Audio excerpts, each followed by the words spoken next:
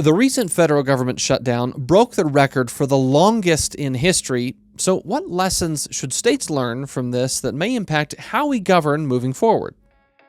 So it's not about smaller government. It's about smarter, closer, accountable government that keeps working even when DC folks don't.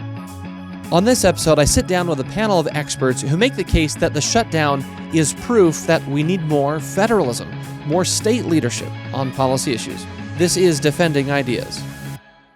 Defending Ideas is a weekly podcast produced by Sutherland Institute. On this show, we are committed to renewing the principles of common sense conservatism, making you a better champion of sound ideas. This year, Sutherland Institute is celebrating its 30th anniversary, thanks to all those who support the work we do for Utah and our great nation. Welcome to another episode of Defending Ideas. I'm your host, Nic Dunn, and this week we're going to talk about some of the recent antics, if you will, that have been happening at the federal level. Really want to dive into the recent federal shutdown and what it means for how we think about political conversations and public policy moving forward. And to have this conversation, I'm very pleased to welcome, we'll start with our virtual studio. We're joined by Jennifer Butler. She is a senior policy advisor for the Center for Practical Federalism at the State Policy Network. Jennifer, welcome to Defending Ideas. Thank you so much.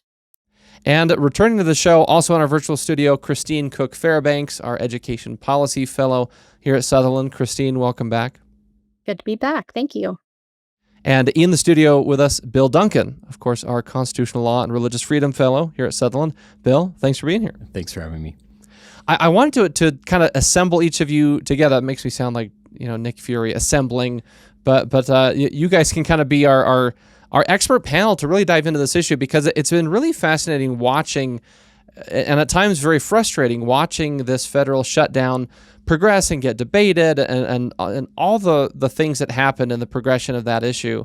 And the thing I want to talk about, Jennifer, I want to start with you, because I look at this and think, okay, this should sort of suggest to folks that we need a renewal of federalism in this country. And so I want to start with you and kind of ask, does the recent federal shutdown essentially prove that Americans were kind of fragile and that we're too dependent on the federal government specifically? Maybe start there. Tell me what you think. Yeah. Well, appreciate the question. Thanks again for having me.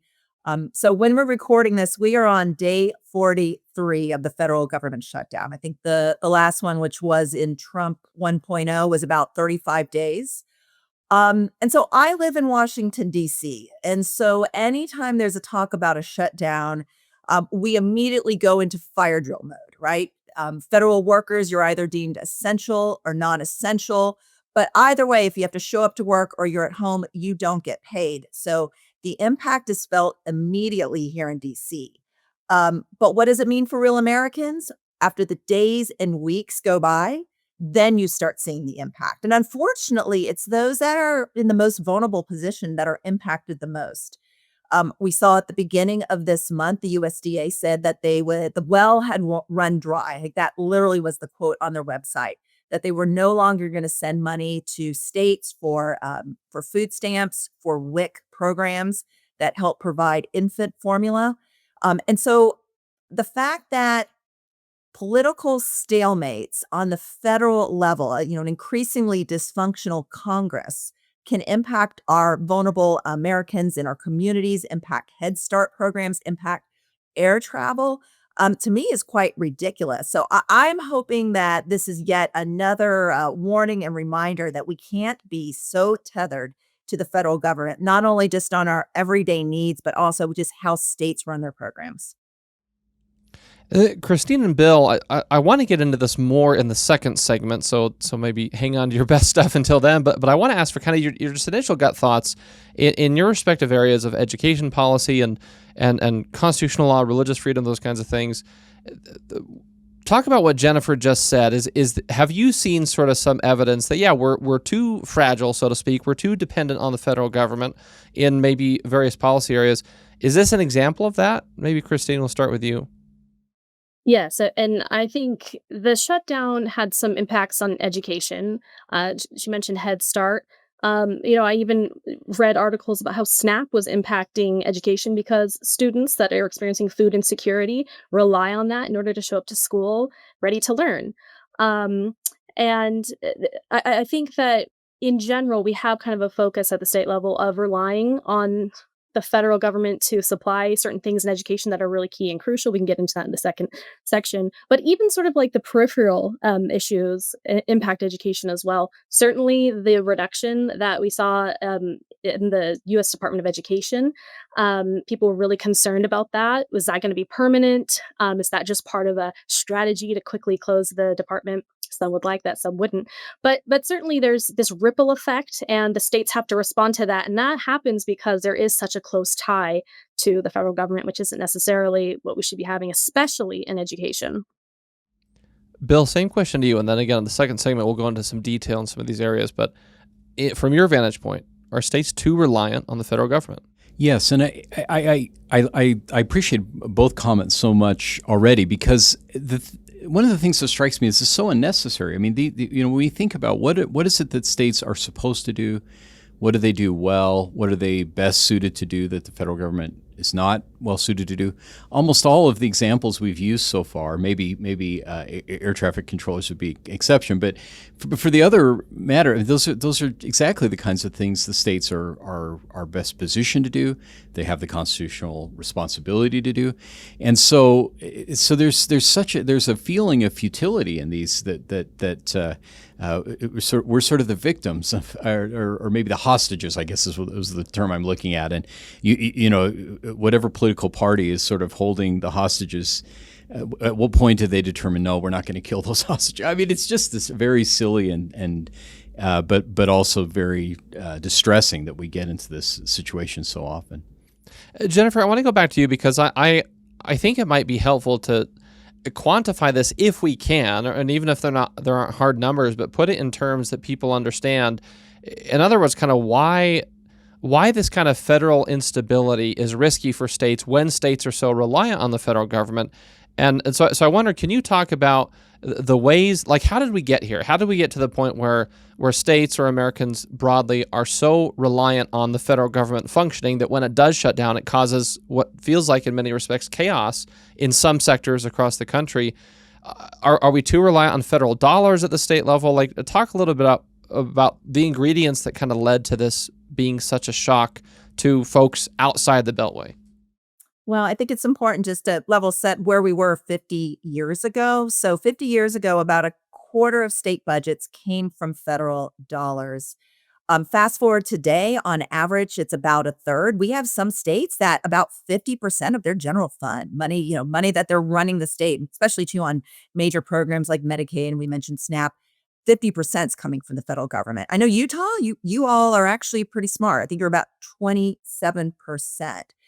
The problem is, I mean, we talk a lot about the federal government encroaching on states, but states are just as complicit into this kind of bad relationship. Problem is that states are chasing short-term money without fully calculating the risk and also to the long-term obligation. So there's not only the fiscal risk, but when you are getting money from federal government, basically federal taxpayers, you also are agreeing on what the federal priorities of that particular administration is. So not just a dollars and cents issue, but it is a policy issue too, and what the priorities of local governments should be. Should it be the local folks and the state folks making the decision, or folks in Washington, D.C.? Jennifer, you mentioned that Utah is doing pretty well. I want to ask you about the Center for Practical Federalism State Policy Network. There's this federalism scorecard that you all use. Can you tell us what that is, just generally? What do you measure? And then maybe dive a little deeper into how Utah, if there's other states that stand out, what are the trends that are noteworthy from that scorecard? Yeah, so our center, right, the Center for Practical Federalism, we recognized that we needed to make federalism practical. A lot of the discussions about federalism, a lot of times is about Madison or Locke and kind of the philosophical underpinnings of federalism. And those are important, but we wanted things to be shovel ready for state leaders to be able to access them. And so what we started doing was doing a deep dive into states and just looking at the rules and the policies and the procedures that states rely on that govern their relationship with the federal government. And we identified two categories of policies that we baked into this scorecard. And the first are what we consider internal protections, right? Those are the laws and processes in place that impacts the state's executive branch and agencies, and just help them make good decisions. So that's things like, does your legislature have an oversight committee? Do they actually do oversight? Is there judicial limits on agency power? We talk a lot about limiting federal government and EPA and all the state agencies and federal bureaucrats, their power on making critical decisions. But states also need to have some sort of guardrails on their state agencies. And then even does the legislature have the ability to review and potentially akin to vetoing state regulations? And then there's external protections, right? Those are the rules that impact and protect the state, create like good guardrails on how they interact with the federal government. And Utah has been fantastic in this. So things like how much control states have over federal grants, whether they are identifying and developing contingency planning over what they're going to accept and what happens if that money goes away from the federal government. And even just keeping a close eye and shedding some transparency on all the what we call guidance, right? All kind of the informal rules, but a lot of times when it comes to the state and local government, it almost becomes de facto rules, shining a light on all those. So we took all these what we call policies and kind of protections, and because everybody loves a scorecard in figuring out where their state ranks, we put it in a scorecard. And it's not necessarily a situation where it's a good state or a bad state. It's just identifying how potentially vulnerable is your state. So the good news is Utah, you guys are in the top 5. I think the last data you're ranked number 2. But the last thing I just want to flag too is originally when we were doing this project, I thought, oh, of course, red states, Republican-controlled states, they're going to be at the top of the litter. They're always suing the federal government. Surprisingly enough, you have several blue states that are in the top 10. Oregon has some really amazing protections, especially too when they decide to accept a federal grant. So it's not a red or blue state. It really is just a good governance issue that we are trying to track and share and evangelize. We need to take a quick break, but when we come back, Jennifer, you mentioned something about guidance that we've done some work here, thanks to Bill, here at Sutherland. And so I'll tease for our listeners that essentially this idea that there are things that kind of come down from the federal government that have essentially the practical impact of being akin to law, but are not technically law or even rule. And so I want to get into that after the break because there are some real constraints that ought to be put on that we're seeing some progress here at the state level. And again, thanks to the work of the Center for Practical Federalism with the scorecard and those kinds of things. So we'll get into all of that and more. You're listening to Defending Ideas. We'll be right back.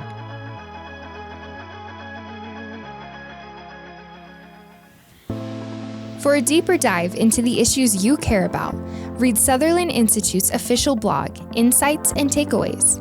You'll gain deep insights from policy experts and relevant takeaways voters need to know.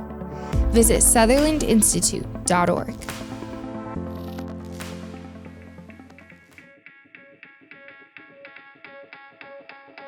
Welcome back to Defending Ideas. I'm Nic Dunn. We're going to jump back into our conversation about federalism and why we need more of it, especially in light of the recent federal government shutdown, and how we can empower states to take a little bit more ownership over some of the policy areas that might otherwise be affected when things like this happen at the federal level. Before we jump back in, I want to remind you, if you like what you're hearing today, please visit defendingideas.org.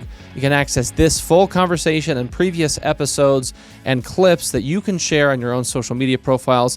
You can also find us wherever you listen to your shows. We're on Apple Podcasts, on Spotify. You can also find us on YouTube if you prefer to watch. If you do watch us on YouTube, click the little bell icon in the corner so you get notified each time a new episode drops, which is every Tuesday morning.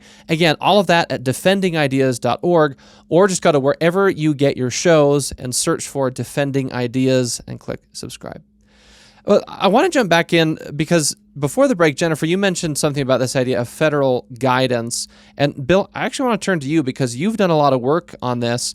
I wonder if you can just give a very brief recap for our listeners, because I think we've talked about it before on the show, this sort of, weird mystical boogeyman of federal guidance letters. What is that? What does it mean in practice? And why is it a problem that needs addressing?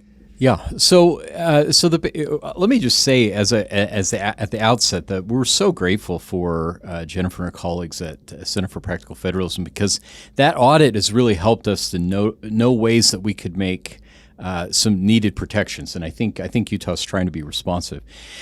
So federal guidance is, so if you imagine Congress passes a law and we think, okay, that's the law, that governs all of us.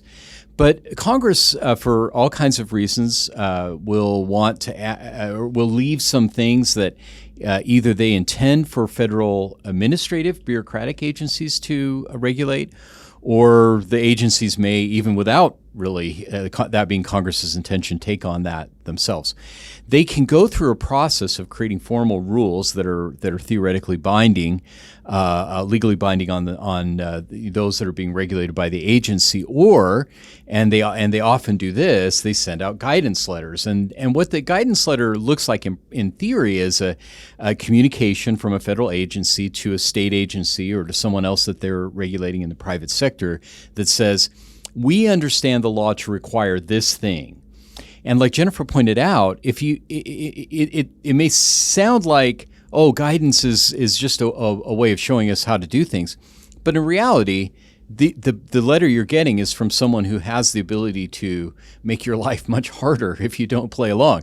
And so the incentive structure is for state agencies, for individuals who are being regulated, to go along with that guidance and treat it as if it were the law, even though it really is not intended to be. So that's the issue we've been working on, to make it a little more transparent and push back in some cases on the kind of guidance, at least in Utah, that our agencies have received. Can you talk about those efforts to push back on a little bit? Because I'm not an attorney, I'm not a constitutional law expert the way you are, Bill, but in my mind, when I think of this kind of thing, I think, well, okay, you have Congress makes the law, the executive branch implements or implements the law. Same thing at the state level. Our state legislature passes laws. The the executive branch puts them into practice. And it seems like that should be it. That, okay, whether or not something is illegal or not allowed to do, or you're going to be penalized for, shouldn't that be something that's decided by the legislative branch? Seems like you're saying, well, that's actually not the case in many respects. Yeah, the aspiration is correct. That should be something that the legislative branch, that our elected officials ought to do. But in this case, because of the rulemaking authority that Congress has given to agencies, they are able to make some rules, and then in addition, they've taken advantage of this guidance process to make de facto rules, even if they're not really legally binding. And so what we've been trying to do in Utah is to, first of all, just get some transparency. It may be surprising for some people to know that as far as we know, no state has ever asked that all of the guidance sent by the federal government to state agencies be made publicly available. Some have done it in one particular area of the law, but our state law now requires that every guidance letter received by agencies has to be made publicly available. And we're working on a report to the State's Federalism Commission that looks at the guidance we've received since that law went into effect. And I believe this will be the first time any state has had a presentation like this, where state lawmakers now will become aware of the sort of full scope of what, even in just a couple of months, the federal government has been sending a flurry of letters to all kinds of different agencies in Utah and telling them, you need to do this, you need to do that, stop doing this, start doing this. That we'll finally get a picture of that. And of course, that doesn't touch all the other things that have come before, but this is at least a start in creating some of that transparency. The next step will be figuring out how much exactly that imposes costs on the state. If they go along with all that guidance, do they have to hire full-time employees? Do they have to change processes that create impositions on Utah taxpayer money? The answer, of course, is yes, it does have that effect, but we'll try and quantify that too.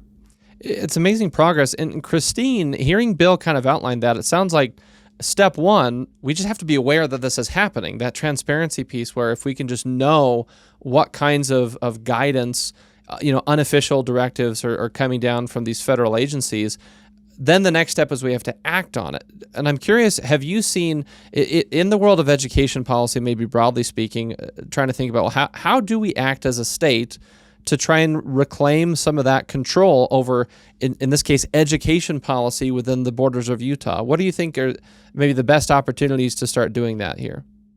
Well, this question is really relevant in the education space because most people understand education to be a state issue, and it's been a topic of grievance for many years about how much pressure the federal government can put on state education agencies. And I've written about this in the recent months about what happens if we reduce the federal footprint or intervention. What do the states do? And I think first, it's really the states need to have aspirational goals and a state vision first. That's independent of like a national or federal vision of what education needs to be. States they have challenges in reading scores, and that is national, but every state's sort of dealing with that, or chronic absenteeism. What is the state vision for wanting to deal with those and have a roadmap that they can follow regardless? When it comes to existing federal structures, the current administration has put out some letters letting states know, hey, in certain federal funding, there are some flexibility that states can take advantage of in Title I and even IDEA. So they're trying to kind of push states in that direction. And then I think states really can also be champions of more flexibility in federal funding. There's been discussions about whether or not the two main funding streams, so that would be ESSA and IDEA, could they become block grants? So then states would need to be prepared to be innovative and say, how could we take that and make them even more maybe micro grants, make them work for individual students. So I really think, though, it starts with states understanding what they want to do and what they want to accomplish, because it really is their domain, and they should act like that. Jennifer, to round out this segment, I want to ask you, if you were talking to state policymakers, either governors or legislators, and you're sort of kind of giving them advice in terms of how to have federalism, maybe in terms of, hey, if you rank lower on the federalism scorecard, here's what you can do to kind of boost your rankings. I'm curious what you would say to state leaders when it comes to, hey, here's what you should be doing to increase this practice and constitutional principle of federalism when it comes to how you govern in your states, whether it's in the issue areas that Bill and Christine mentioned or something else. What's like the one thing that you think, man, this is what state leaders should be focused on? Yeah, I think, well, do what Utah does is probably an easy answer, but we like that answer. At the minimum, you need to know what your dependency is. If you really are looking after the best welfare of your state. And so that's knowing exactly how much money is coming in from the federal government, what programs depend on federal money, and then developing a contingency plan for not if, but we know when that money dries up. That's step one. Step two, the grad school level, right, is addressing some of these things like guidance that you all are doing, and addressing some of the other things that we put in the scorecard. Well, let's take another break. When we come back, I want to get into some talking points, kind of like how do we sell this to people? Because there's sometimes some pushback to this idea. And so I want to get into some of that and see if we can settle on a cohesive vision or a message that our listeners and viewers can take and then go be champions of federalism as well in their conversation. So we're going to take a quick break. Again, this is Defending Ideas. We'll be right back. Sutherland Institute is an independent, nonprofit public policy think tank based in Salt Lake City, Utah. Our mission is to defend the principles of the American founding and strengthen the institutions of civil society essential for those principles to endure. Sutherland provides research, events, and multimedia to policymakers and the public to promote the principles of faith, family, freedom, opportunity, and responsibility. Visit sutherlandinstitute.org.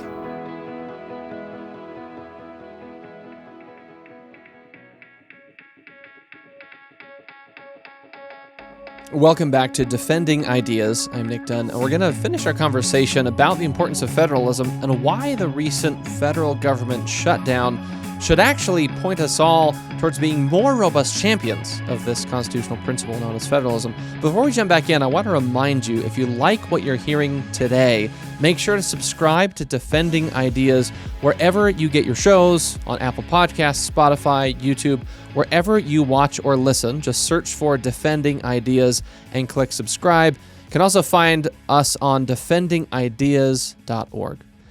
Well, to round out this conversation, what I really want to talk about for a few minutes is, how do we sell this? How do we persuade more people to say, yeah, federalism makes sense. I agree that we should kind of have the federal government do a little bit less, states do a little bit more across a wide array of policy areas.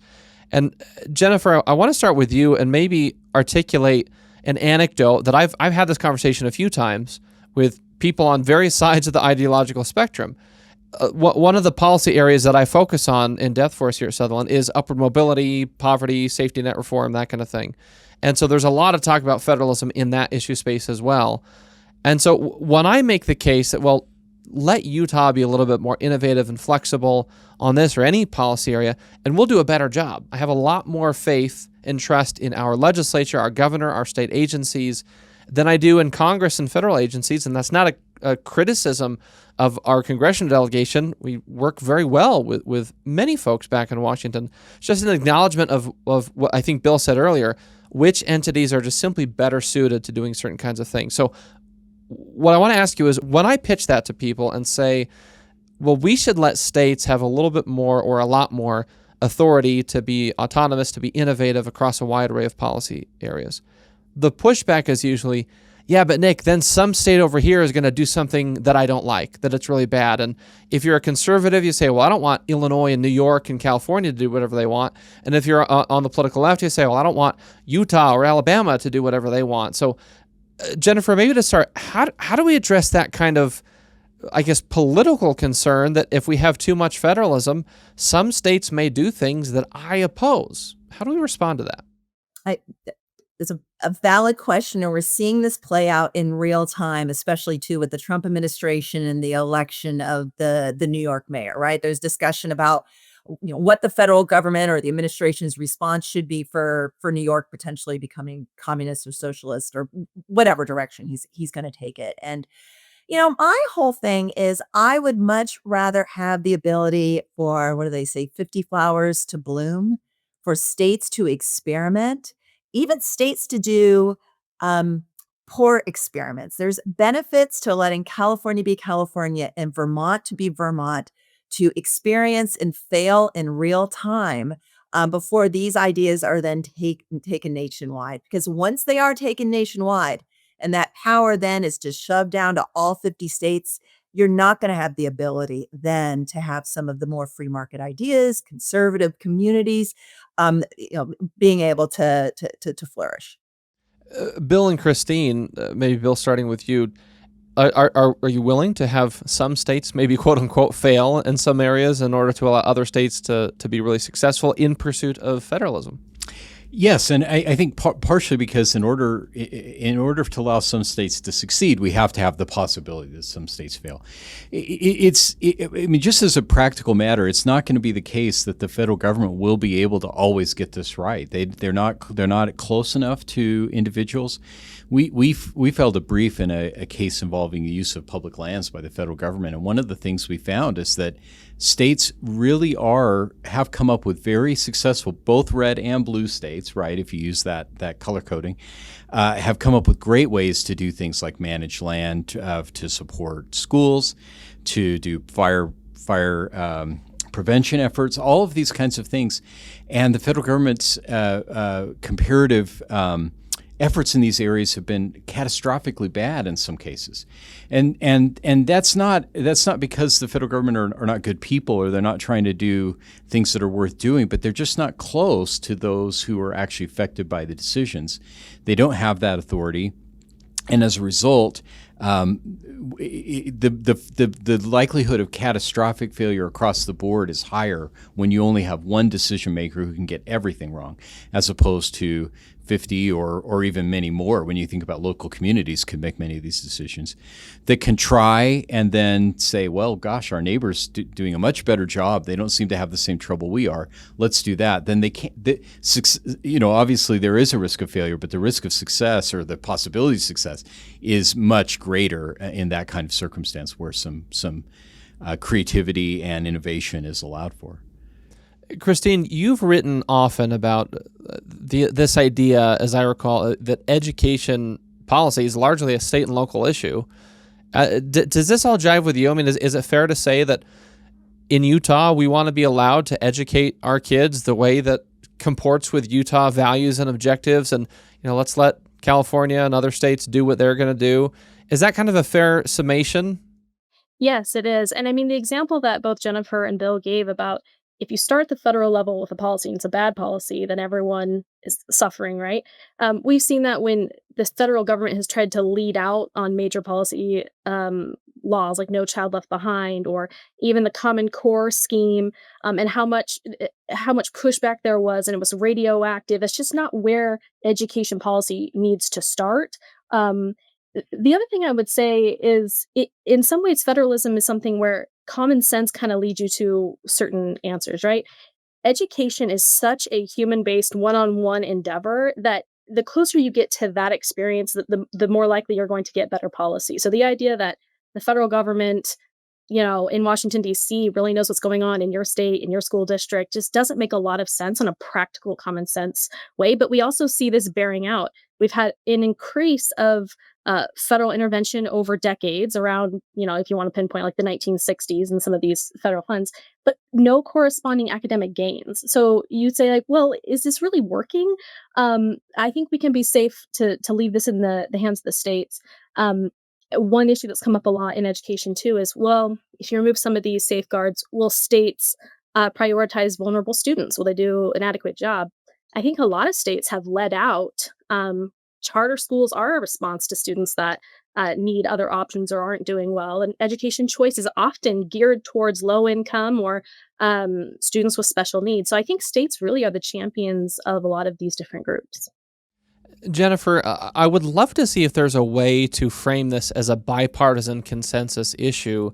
So I'm curious, given your vantage point with the Center for Practical Federalism, obviously you all are having these conversations at the national level and throughout the country at the state level. Is there messaging that you've seen that's successful and sort of framing this as, yeah, wherever you are on the political spectrum, this actually is good. You should like this. And is there a way to sort of connect it to regular daily life for folks to make it tangible and bipartisan that more federalism just makes sense? Well, Christine mentioned something earlier that just kind of caught my attention. She said that this is common sense. And so we've been saying federalism is not Republican, it's not Democrat, right? It's American. And every governor, no matter the red, blue, no matter who's in the White House, regardless of party, knows what it feels like when they're in that mother may I relationship with Washington, D.C., right? Waiting for a waiver to get approved, a grant approval, maybe grant requirements change. State leaders want flexibility, right, to solve local problems without waiting for permission. So I think, just the basic thing to ask is, who do you want making decisions for your local community? The folks that that are elected in your local cities, your counties, and your states, or a federal official that flies to DC, Congress, maybe even a federal bureaucrat? I think most folks, and actually polling shows that most folks want community problems solved by people in their community. Well, we're almost out of time, so I want to go to my last question, which is kind of the 30-second elevator type question where we're just going to kind of try and condense this message down into a nugget that our audience can remember and can use in some of their conversations. And Bill, I'll start with you, then go to Christine, then Jennifer, give you the last word. And I want to ask you to do this. If you really had just a few seconds, 30 seconds or so, and you had to explain or convey the message that, look, all of the recent commotion with the federal shutdown should renew our collective commitment to federalism, what would you say? What's like the juiciest, most compelling thing to just help us remember that we shouldn't be so reliant on the federal government? This latest shutdown is evidence of why. How do we make that message in a concise, compelling way? Well, I think what I would say is that it's common sense that we want to diversify our sources of support to do the critical work that we need done. And when we see, like Jennifer described, that some states are letting even a majority of their funding come from one source that's a highly unstable source, that over the last couple of decades is failing to actually come through over and over again. That's got to be a wake-up call to us, that we can figure out ways to do things better, and that with some simple contingency planning, there is a way forward, and some states have demonstrated that that's possible. So I think that's what I would say. Christine, what's the most compelling message that links these two things together and says that this is why we should re-embrace federalism? I think, this has been a hiccup, and there's going to be more hiccups. And if we want to be forward thinking, we should think about how to reduce this kind of dependency as much as possible, so that states can just act within their sphere and feel confident in that. Jennifer will give you the last word. Leave us with some inspiration, some words of wisdom we can carry forward. As somebody who lives in D.C., I can attest, right? This federal government shutdown proves that Washington cannot be trusted to keep the lights on, right? Federalism ensures that states can, because it gives them control, it gives them decision-making power to keep essential programs running, even when Washington, D.C. is not doing what they should be doing. So it's not about smaller government. It's about smarter, closer, accountable government that keeps working even when D.C. folks don't.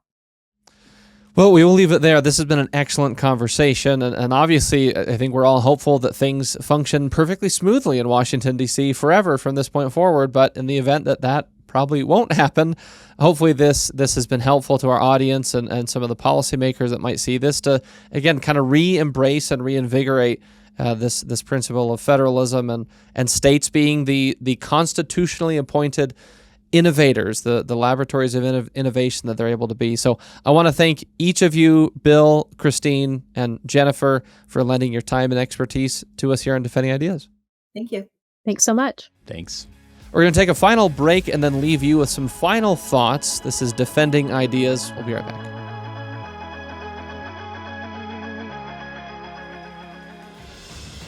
Sometimes it's hard to keep up with the latest policy debate that affects your life. The solution? Subscribe to Sutherland Institute's weekly newsletter, where you'll find in-depth insights from seasoned policy experts, compelling multimedia, and advance notice of special events. Visit sutherlandinstitute.org. Welcome back. I want to thank Jennifer Butler with the Center for Practical Federalism at State Policy Network for lending her time and expertise on this issue.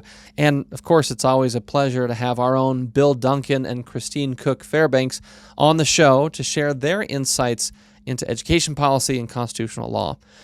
Here's the big thing that stands out to me from our conversation today. One of the most basic principles that ought to guide elected officials is the aspiration for good governance. Now, that doesn't mean always adopting every single policy that you agree with, but it does mean doing the practical things like passing a real budget so the government can execute its appropriate functions. This basic thing, when coupled with all the other political partisanship and instability on the federal level, should move all of us to adopt a much more aggressive stance when it comes to supporting federalism. We've talked about on past shows this idea that when it comes to national elections, if the federal government were a little bit less consequential in your day-to-day life, then whoever wins the White House or which party controls the Senate or the House would feel much less existential. If you are really worried about the quote-unquote wrong team controlling the levers of federal power, then a consensus position is that those levers of power shouldn't be so impactful in the first place, and instead, states should be empowered to lead and innovate more in the policy areas we all care about. This is a principle grounded in the Constitution. It will lead to more examples of practical good governance that's responsive to the needs of a state's residents, and it will reduce some of the intensity and polarization we feel each major election cycle. Well, that's it for this episode of Defending Ideas. If you enjoyed this discussion, please visit defendingideas.org, where you can access previous episodes and watch or listen on your favorite platform. Don't forget to subscribe to Defending Ideas on Apple Podcasts, Spotify, YouTube, or wherever you like to get your shows. And make sure to share this episode on your own social media profiles or with a friend, family member, or coworker who may find it interesting. Lastly, if you want to support the broad work of Sutherland Institute, if you want more conversations like this, please make a contribution at sutherlandinstitute.org/donate. Thanks again for joining us on Defending Ideas from the Sutherland Institute in Salt Lake City. I'm Nic Dunn. We'll see you next time.